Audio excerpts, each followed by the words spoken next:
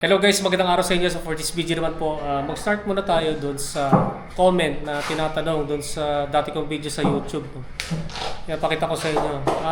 Ang tanong niya, bakit daw ako hindi naglalagay ng tubig? Ayan. So napansin nyo, walang tubig. Yan, walang bottle cage at saka bottle tumbler. Yan, yun yung tinatanong niya kasi napansin niya siguro sa dati kong video, no? Yan. Firstly, pasensya na dun sa nagtanong. Hindi ko kagad nasagot. Dahil sa dati kasi nagtatrabaho sa bike shop. Ngayon kasi since nag-resign ako, baka papahinga muna ako. Kasi bago ako magsimula sa Grab, pahinga muna ako. Kasi stress na stress ako dun sa dati kong trabaho. Yan. And yan ang topic natin for today kung bakit hindi ako naglalagay ng tubig sa bisikleta ko, no? Bigyan mo na kayo ng history kung kailan ko sinimulan yun. Dati naman kasi simula nung nag-start ako mag-bike, naglalagay naman ako ng tubig dati. Yan, naglalagay ako. Nagsimula lang akong tanggalin yan nung siguro pagkatanda ko nung year 2018, nung masyado na akong nagsiseryoso sa PR ko sa time trial sa mga bike loops. So, sa Dang Rain at saka sa MOA kasi nung early 2018 nagmo-MOA pa ako noon hanggang April yata. Hanggang April lang yun eh. Kasi nag-MOA ako from 2015 hanggang 2018. Yan. So nung April, mga summer of 2018, doon ako nagsimulang tanggalin na yan. Tanggalin na yung tubig tsaka yung bottle tumbler tsaka bottle cage. Yan. Actually, hindi lang ako yung nakagano, no? Di lang ako. Meron pang mas nauna pa kaysa sa akin kasi naalala ko nung naglalaps ako sa MOA.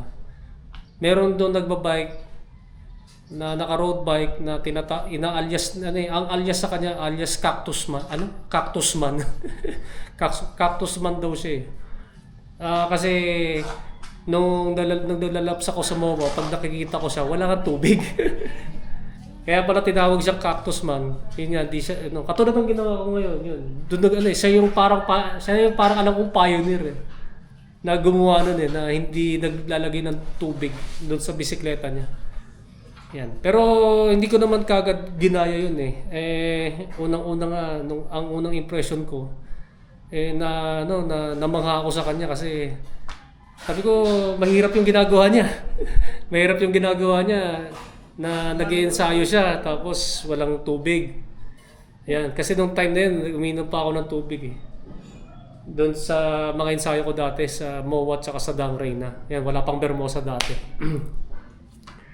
Yan, so since nung mga late 2017, tapos 2018, doon kasi ako first time na nagkaroon ng Strava. Yung Strava na sa yung cycling app, yung parang cycling diary yan online. Yan kasi prior from late 2017 wala pa ako Strava noon kasi although na matagal na rin yung Strava. Alam ko 2013, 2014 may Strava na eh. Kaso nga lang yung aking mobile phone hindi naman hindi pwedeng i-download yung Strava app. At saka yung cyclocomputer ko naman Cat-Eye, hindi naman naka-GPS. Yan. Cat-Eye Strava ang gamit ko dati sa Rigid MTB ko dati, no. Yan. Nasimulan kasing nung nag-Strava ako tapos nag-a-attempt ako ng mga PR ko. Nag-a-attempt din kasi akong makapasok sa top 10 sa Strava overall. Yan. Then sa sobrang focus ko sa time trialing attempt ko sa mga bike loops tulad nga ng Dang Rain at saka MOA. Merong isang time na napansin ko pagkatapos ko ng ensayo ko. Punong-puno pa pala yung tubig na lalagyan, yung bottle tumbler ko. Wala palang bawas. So, nakalimutan ko. So, sa sobrang focus ko dun sa paglalaps ko, nakalimutan ko nung uminom. Kasi nag-a-attempt nga ako ng mataas na average speed kasi nga time trialing kasi yung Time trialing kasi yung ang aking discipline na dapat mataas yung average speed at saka yung oras ko hindi masyadong matagal. Yan. So doon ko na-discover na kaya pala.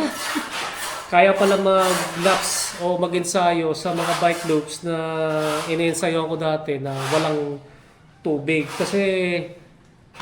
Kasi yung medyo malaki yung lalagyan kasi ng tubig ko eh. Halos 1 litro yun. Siguro mga 700 ml o 800 ml. Ang laki-laking bigat nun sa bisikleta eh. Ang laking ballast nun. Lalo na sa Dangray na kasi sa Dangray na kahit papaano mayroon doon 2 to 3% gradient na ahon doon nga konti. So kasi pag sa mga ganon parang nakikita ko na naging disadvantage pala yun na may tubig doon sa may tubig doon sa bisikleta ko kasi dagdag bigat eh.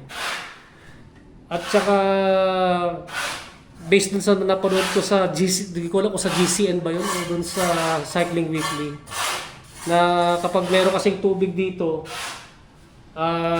yung mga bilog yung mga conventional na bottle tumbler, yung mga bilog, mga cylindrical shape, dagdag aerodynamic drag.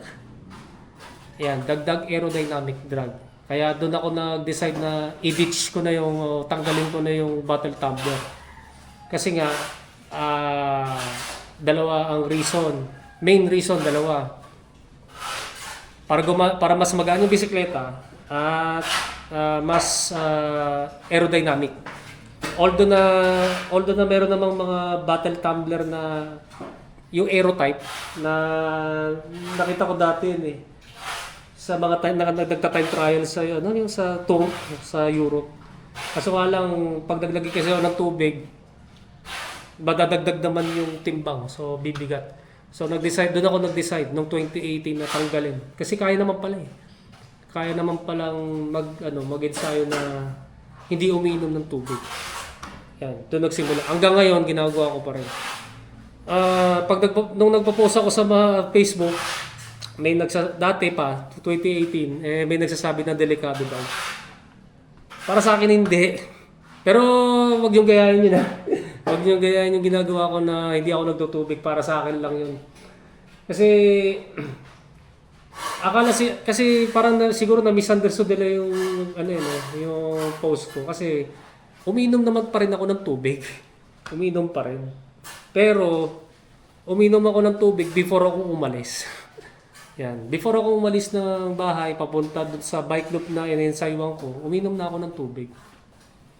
So hindi lang ako umiinom ng tubig during training session. Yan. Then, kapag tapos na yung training session ko, doon na ulit ako magre-rehydrate o inom ng tubig.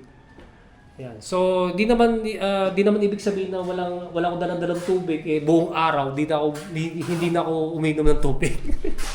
Doon lang sa training session lang. So, dati